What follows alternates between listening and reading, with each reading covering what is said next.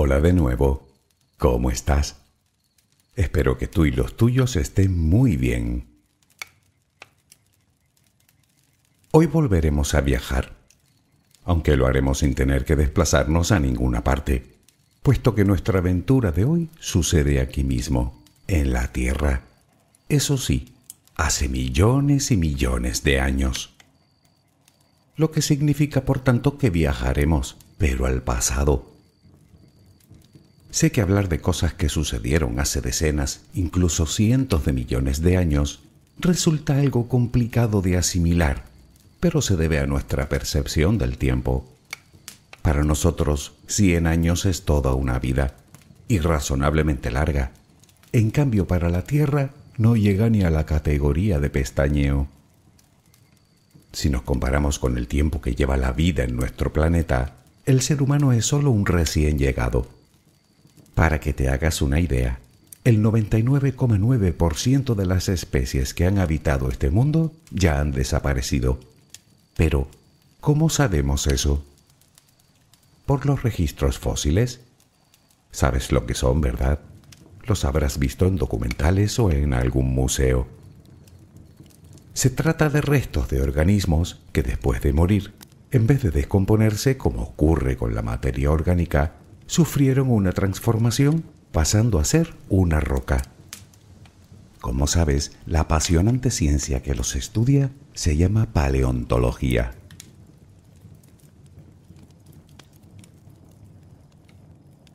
Cientos de años llevamos descubriendo y estudiando fósiles. Gracias a ellos comenzamos a entender la vida pasada de nuestro planeta, que la hubo y tan diversa como impresionante. Entre ellos los dinosaurios, que fueron los reyes absolutos de la Tierra durante más de 160 millones de años, nada menos.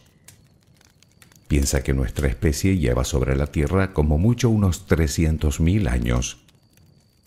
Quiero decir con esto que en todo ese tiempo aparecieron y evolucionaron en muchas especies, por lo cual comprenderás que los dinosaurios que hoy conocemos no vivieron todos al mismo tiempo. Unos aparecieron antes y otros después.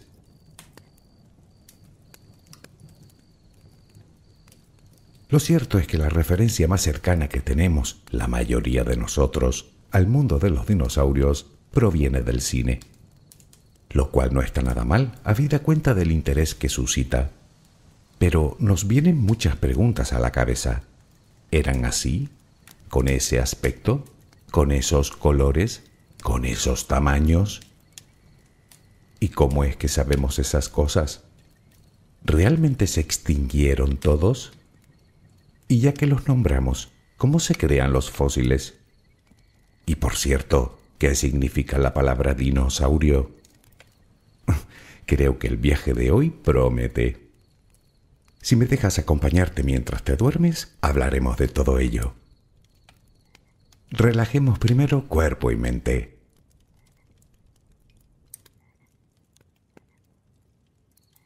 Adquiere la posición que prefieras para dormir. Lo importante es que estés cómoda o cómodo. Puede que no encuentres esa posición ahora. En ese caso, ponte boca arriba, con las manos a los costados y las piernas ligeramente separadas.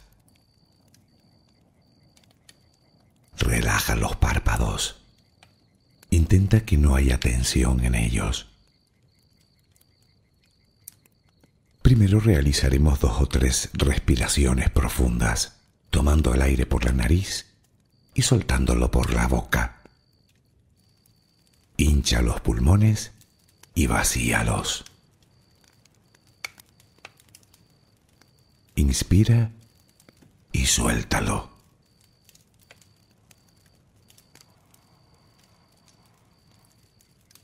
Ahora haremos una inspiración por la nariz. Mantendremos el aire un par de segundos, durante los cuales mostraremos gratitud por lo que somos, por lo que tenemos, por lo que el universo nos ha dado y por lo que nos ha de dar. Luego suelta el aire también por la nariz. Repítelo 2 o 3 veces más. Cada vez que exhalas, notas cómo te vas vaciando de todo lo malo y negativo de tu vida y tu cuerpo se va relajando más y más. Inspira, retén el aire y suéltalo. Deja que salga todo lo que te contamina. Inspira y suéltalo. Sigue respirando tranquila y acompasadamente. Intenta hacer la respiración abdominal, dejando que sea el estómago lo que se balancee con cada respiración. Inspira y suelta, sin forzarlo. Inspira y suelta.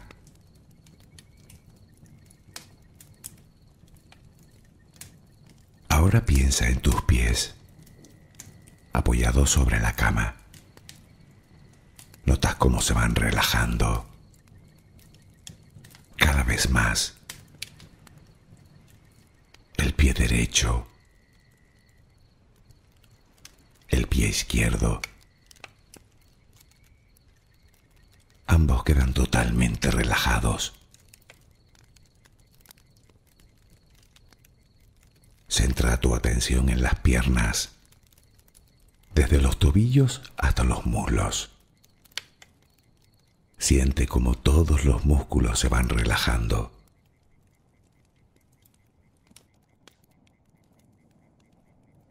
La pierna derecha queda completamente relajada. La pierna izquierda se relaja también. Notas cómo tus extremidades inferiores han quedado completamente relajadas.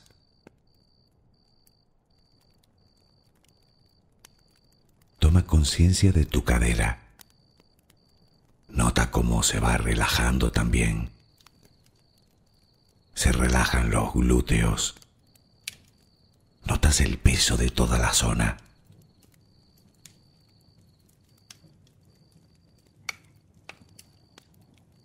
Piensa ahora en tu abdomen y en cómo los músculos de esa zona se van relajando también. Nota el alivio con cada exhalación.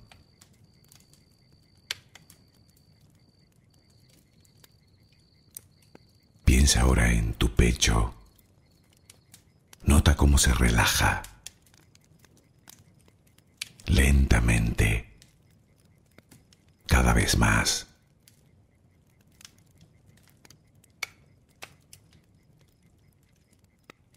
Centra tu pensamiento ahora en tu espalda y en todos los músculos que la cubren, desde la cadera hasta el cuello.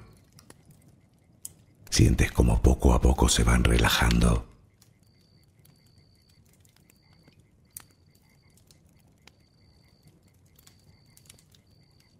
Percibes cómo los hombros también se relajan.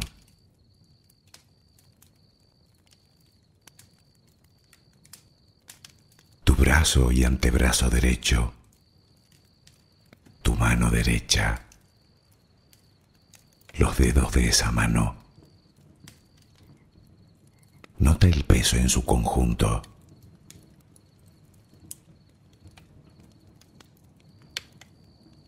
Tu brazo y antebrazo izquierdo, tu mano izquierda, los dedos de esa mano. Nota el peso.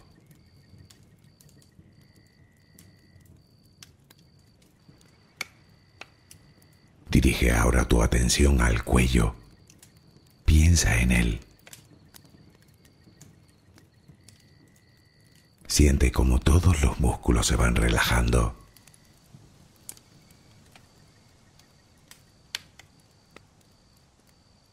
Tu mandíbula, tus mejillas,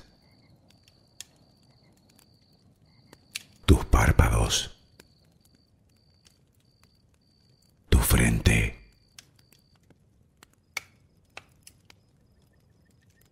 se van relajando más y más todas las partes de tu cara y tu cabeza.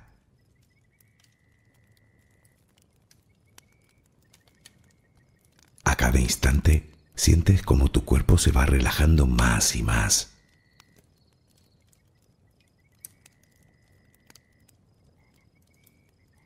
Ahora vuelve a tu respiración. Respiras de forma relajada. Notas el vaivén del estómago. Cada vez que exhalas, te notas más relajada o relajado.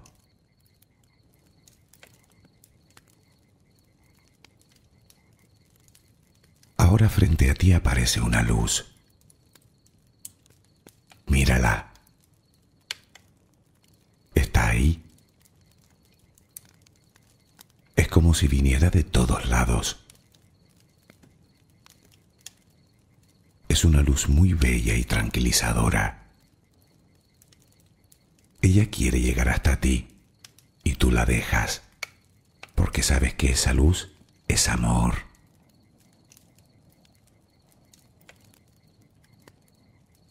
Notas cómo impregna cada parte de ti.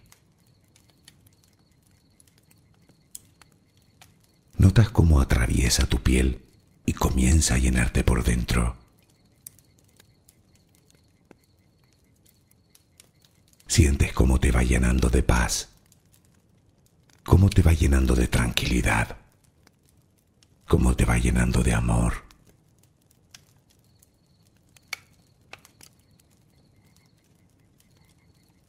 Poco a poco va desapareciendo de ti todo rastro de preocupación. Poco a poco, cada rincón oscuro de tu cuerpo se va llenando de esa suave luz. Sientes cómo te va purificando por dentro y por fuera.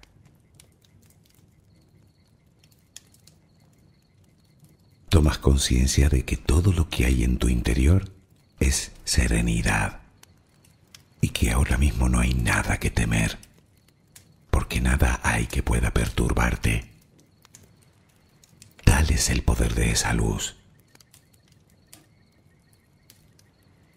La energía más poderosa del universo entra y sale de ti, te inunda, te protege, te enriquece, te purifica. Intenta permanecer en esa sensación de paz, en ese baño de luz. Solo respira serenamente.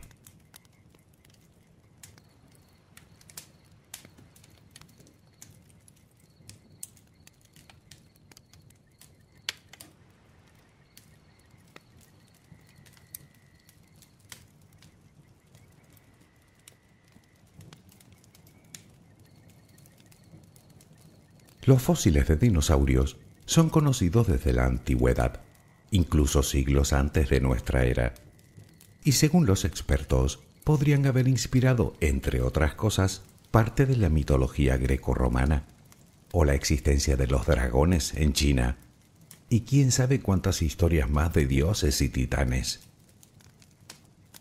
La palabra dinosaurio se la debemos a un científico británico del siglo XIX, Richard Owen. Owen era, además de paleontólogo, anatomista comparativo. ¿Por qué te digo esto?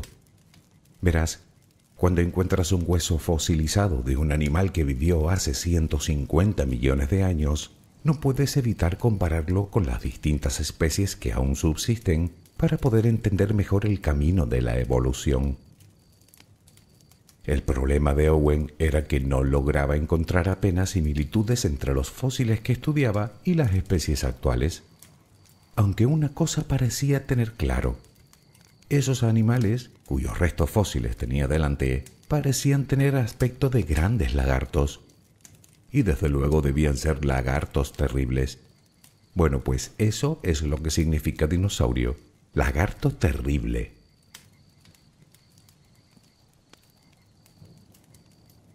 Hace ya bastante tiempo que sabemos que no eran lagartos, aunque seguimos llamándolos así, Además, sabemos que los había de todos los tamaños, desde muy pequeños, del tamaño aproximado de un colibrí, hasta el más grande de todos los encontrados hasta ahora.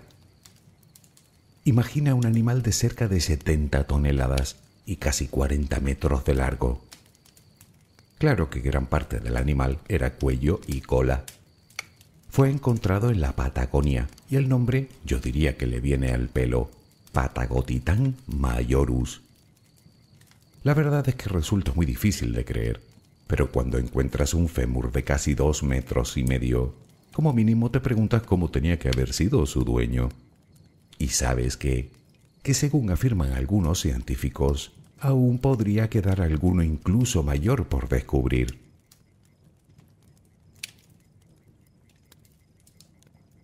En estos momentos se tienen registros de unas 1000 especies de dinosaurios, aunque un estudio afirma que aún podrían quedar entre 700 y 900 especies más por descubrir. Hasta ahora los hemos visto de todo tipo, algunos verdaderamente estrafalarios. Los hubo con cuellos larguísimos, más largos incluso que el resto del cuerpo más la cola. Hubo enormes carnívoros bípedos con dientes tan grandes como cortos eran sus brazos, tanto que no podían ni unir sus manos. Los encontramos de 4 patas, con cuernos, con espinas como sables, acorazados, con armaduras, con masas en la cola para golpear, con vistosos collares, con picos, con plumas y hasta voladores. Se puede decir que la naturaleza hizo una verdadera exhibición de creatividad con los dinosaurios.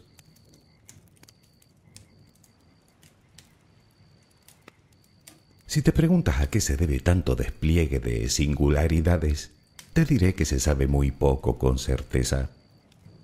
Lo que sí parece cierto es que la naturaleza no suele crear nada que no tenga utilidad, por lo que algunas de esas que consideramos rarezas podrían haber servido como defensa o como método disuasorio frente a los depredadores, puede que para parecer más grande o amenazador, mientras que las otras, las más rocambolescas, digamos, podrían haber desempeñado funciones relacionadas con el apareamiento, es decir, para atraer al sexo opuesto.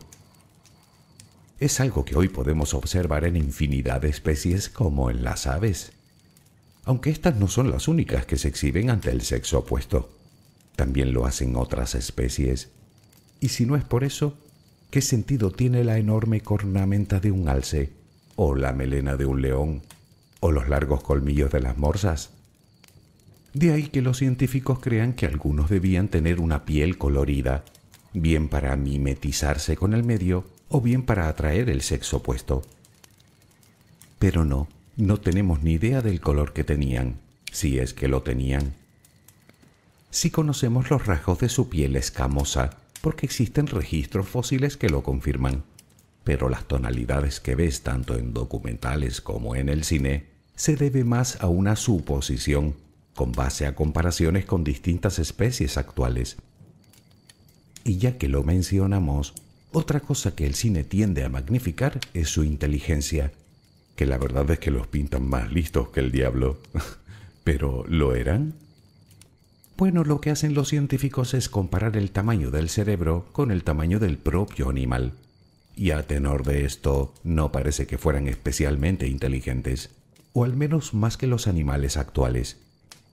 En algunos casos, en comparación es como si nosotros tuviéramos el cerebro del tamaño de una nuez.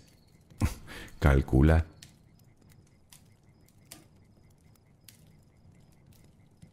Pero empecemos por el principio, por los fósiles, porque ese fémur del que hablábamos antes de casi 2,5 metros es al fin y al cabo de roca sólida. ¿Cómo y por qué llegó a pasar de ser un hueso a ser una piedra con forma de hueso? Lo cierto es que hablar de los fósiles es meternos en un mundo bastante más complejo de lo que parece, y profundizar en él nos llevaría varios audios. Por ejemplo, ¿te suenan los combustibles fósiles? Bueno, pues eso. Si no fuera por ellos, hasta nuestro mundo sería otro en muchos sentidos.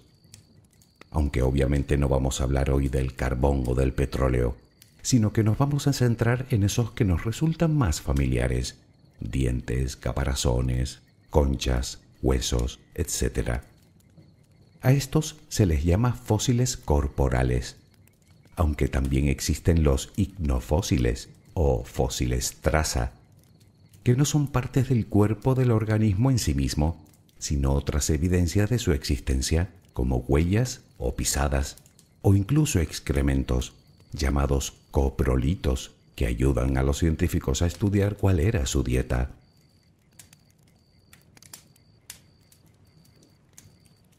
Pero vayamos al grano. El proceso por el cual un hueso pasa a convertirse en roca se llama fosilización, y es un fenómeno mucho más raro de lo que creemos. Es un proceso físico-químico que se produce de forma más habitual en animales con partes duras, digamos más mineralizadas, como esqueleto óseo o caparazones, o madera en el caso de los árboles, que en animales compuestos solamente por partes blandas, como una medusa, puesto que son estas partes las que primero se descomponen, al igual que sucede con las vísceras, o con la piel, o con las flores, o con las plumas. Por eso estos últimos son excepcionalmente raros. Por lo tanto, para que el proceso de fosilización tenga lugar, lo primero es que el animal, como decíamos, tenga partes duras. La segunda es obvia, que su cuerpo no se destruya después de su muerte, por ejemplo, devorado por otro animal. Y por último, que se den las condiciones geoquímicas necesarias para que se produzca. Dichas condiciones son principalmente ausencia de oxígeno y agua, que se dieron en muchos entornos como en el mar, en ciénagas o en pantanos. Los restos de los animales quedaban enterrados en la arena o en el lodo, lo que favorecía la falta de oxígeno y detenía la descomposición. Por su parte, el agua se encarga de convertir el calcio de los huesos en carbonato cálcico, además de sustituir el resto de minerales por otros del entorno, como el sílice, incluso cobre o hierro, que dan al fósil determinados colores característicos. Un proceso que recibe el nombre de permineralización.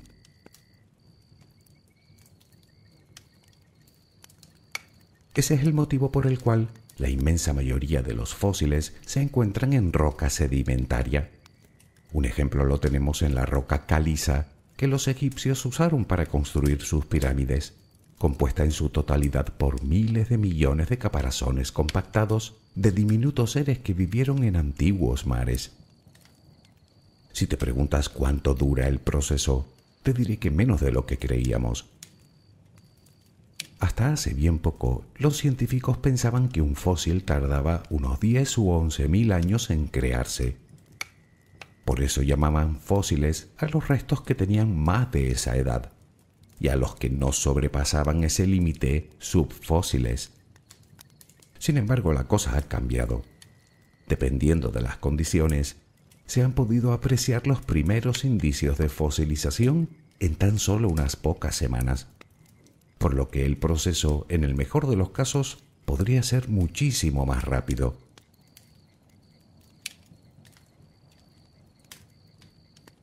Los dinosaurios vivieron durante el periodo que los científicos llaman el Mesozoico, que empieza hace unos 252 millones de años y acaba hace unos 65 millones de años. El Mesozoico a su vez se divide en 3 periodos, cuyos nombres te sonarán: Triásico, Jurásico y Cretácico. Es un error muy común pensar que los dinosaurios fueron los primeros animales terrestres de la historia. No es así. Cuando ellos aparecieron, hace unos 230 millones de años, en el Triásico medio, el mar llevaba prácticamente el doble de tiempo rebosante de vida. Y aunque la Tierra no llevaba tanto, también había sido conquistada por cantidad de especies, solo que los auténticos reyes en esa época eran los reptiles, algunos grandes, de varias toneladas de peso, con largas patas situadas debajo del cuerpo que los hacían muy veloces y les daba un aspecto de mamífero. Pero para entender cómo surgieron los dinosaurios habrá que retroceder un poco más en el tiempo.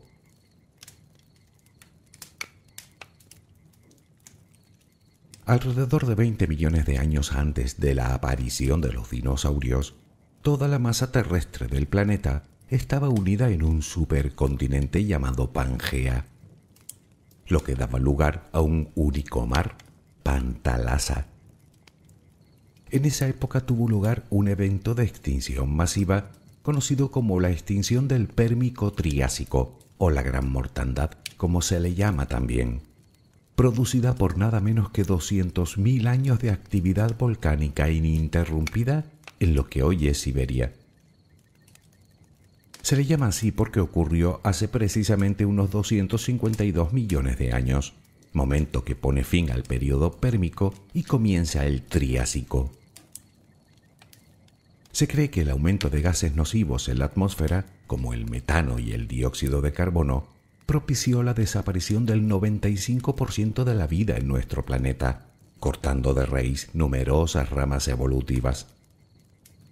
La Tierra pasó a ser un páramo yermo, habitada por los pocos supervivientes que habían resistido, entre ellos un tipo de animal cuyos descendientes han llegado hasta nuestros días, los arcosaurios. Esos descendientes de los que hablamos son los cocodrilos y las aves.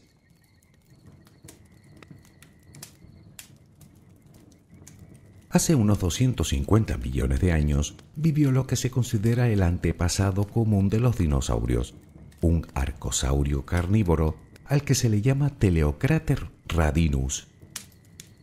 Aunque lo cierto es que se parecía mucho más a un cocodrilo que a un dinosaurio. Parece ser que tenía un aspecto similar al varano actual, aunque notablemente más pequeño. Ahora mismo los científicos creen que fue este animal el que dio lugar a toda la gama de dinosaurios que se desarrollaron posteriormente. Es lo que sería el eslabón perdido entre los reptiles y los dinosaurios. A partir de ese momento, los reptiles seguirían con su rama evolutiva y los dinosaurios con la suya. Naturalmente heredaron el sistema reproductivo, es decir, que los dinosaurios ponían huevos.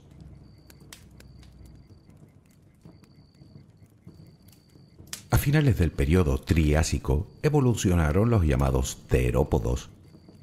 Son los dinosaurios con forma de ave que caminaban sobre sus patas traseras, carnívoros, con largas colas y hocico alargado.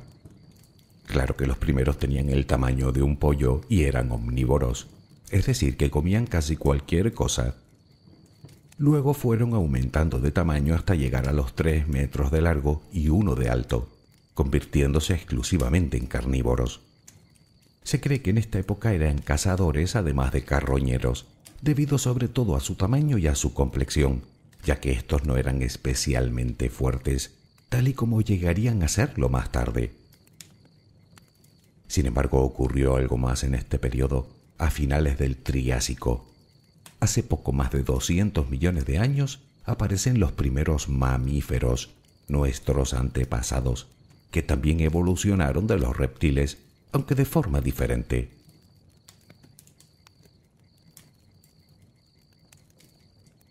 Más tarde, en el Jurásico, evolucionaron, digamos, el otro tipo de dinosaurios, los saurópodos, de gran tamaño, con grandes cuellos y colas, que caminaban a 4 patas y eran exclusivamente herbívoros.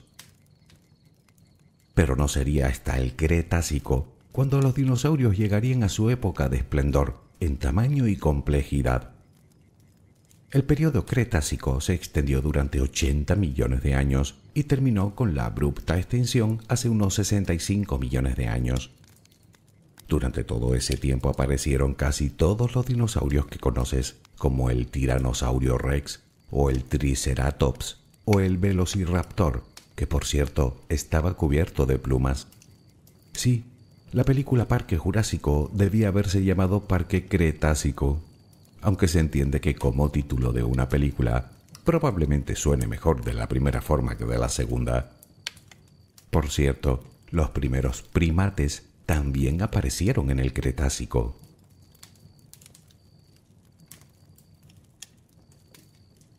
Como ves, los dinosaurios no estaban solos, aunque a partir del periodo Jurásico se convirtieron en los reyes absolutos de todos los ecosistemas terrestres lo cual, por cierto, hace recordar a las aves actuales, que las encuentras en todas partes. Y es que si bien es verdad que el mundo había quedado casi desierto después de la gran extinción del Pérmico-Triásico, pronto volvieron los grandes bosques en un clima cálido y húmedo, propiciando el desarrollo de la vida a gran escala.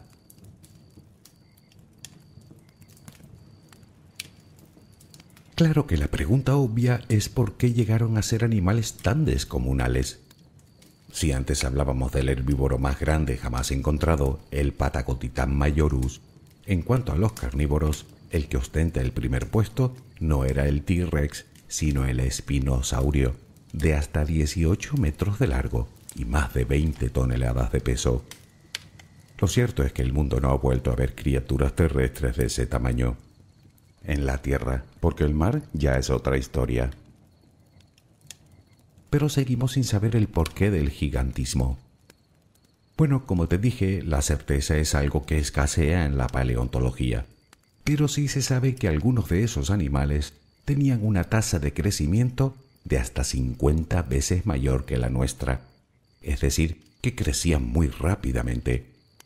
Era como si la naturaleza hubiera iniciado una especie de carrera armamentística, en la que las presas se hacían cada vez más grandes y naturalmente los depredadores también. Los científicos creen haber hallado la respuesta.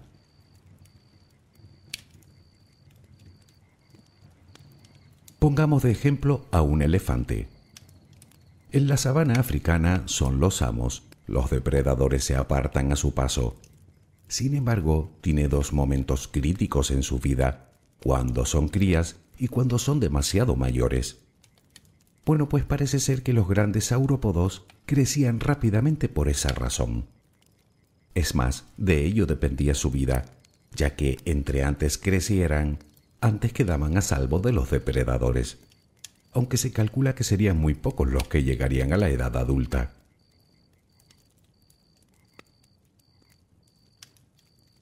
Pero aún no hemos hablado de las plumas. Con toda la controversia que hoy despierta, en este momento se conocen más de 30 especies de dinosaurios con plumas, aunque no aparecieron en el Triásico, sino tiempo más tarde, en el Jurásico. Parece ser que son escamas de piel evolucionadas, en principio como motivo de pura exhibición, relacionadas una vez más con el aspecto reproductivo. ¿Cómo hacen hoy las aves? Y si no, piensa en un pavo real.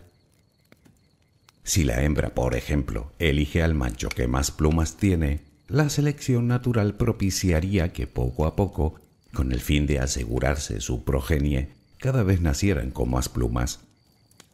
Con el paso de los millones de años, algunos de ellos, especies pequeñas, con suficiente número de plumas, empezaron a utilizarlas para saltar de árbol en árbol, simplemente desplegando sus brazos y sus piernas. Sí, 4 alas, como el Archaeopteryx, un animal mezcla de reptil y ave. En el Cretácico ya existían las primeras aves voladoras.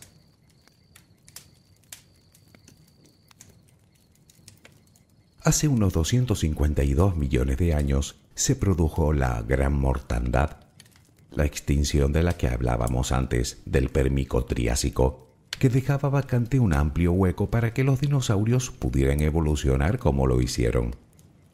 Pues bien, hace unos 65 millones de años, la naturaleza hizo de nuevo, como quien dice, borrón y cuenta nueva.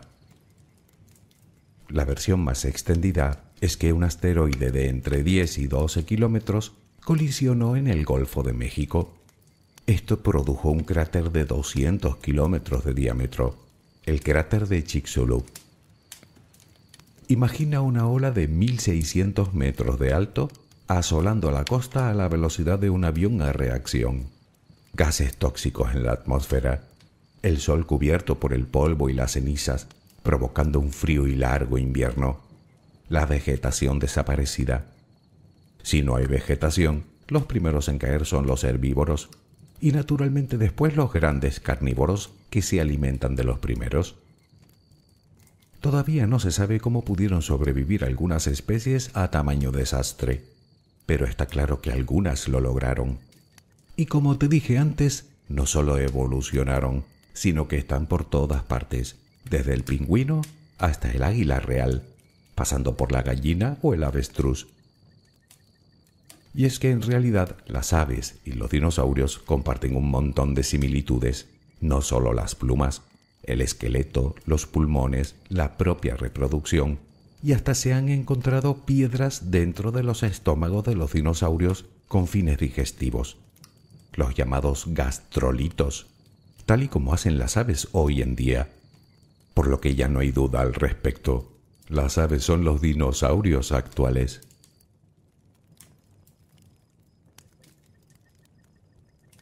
Espero que comprendas la complejidad que entraña resumir 170 millones de años en tan solo unos minutos. Solo espero haber despertado tu curiosidad con estas breves pinceladas que particularmente me parecen de lo más interesantes.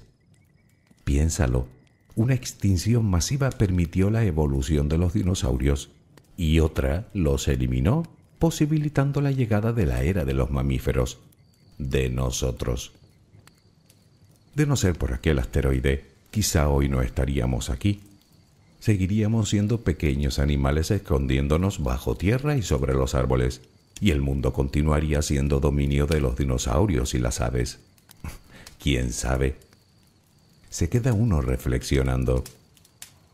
Creemos que la Tierra es de nuestra propiedad, cuando en realidad no solo somos los últimos en llegar, sino que encima podríamos ser el producto de una casualidad cósmica. Curioso, ¿verdad? En fin, espero que mañana tengas una maravillosa jornada. Que descanses. Buenas noches.